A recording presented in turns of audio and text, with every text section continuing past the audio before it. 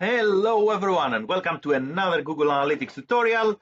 Today we're going to learn how to export Google Analytics data to Google Sheets. It's extremely easy. We're going to go straight to the point. All you have to do is to log into your Google Analytics, navigate to any report, and then you're going to go on the top right hand side. You're going to click here the share this report button.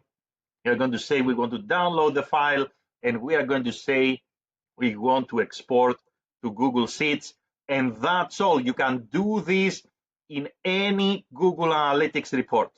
Now, some of you may say, wait a moment, I click here, share this report, and I don't see the option to download the file, and I don't see any of these options. What is the problem?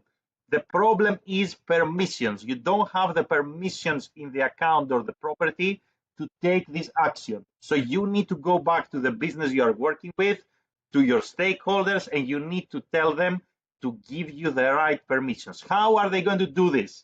They are going to go to Google Analytics, they're going to go to admin, and once they come here to admin, there are two levels here. The account level, so you can get access to the entire account and all the properties under it, or the property level, so account access management or property access management.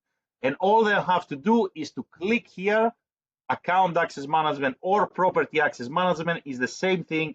They will click here, the plus symbol, they will say I want to add users, they will put your email here, and any access from analyst and above is sufficient for you to start downloading data.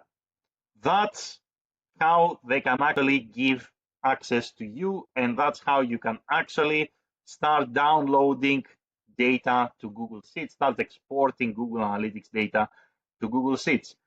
That's all. Let me know if you have any questions in the comments below. Thank you very much for watching. Don't forget to like and subscribe, and see you in the next video. Bye, everyone.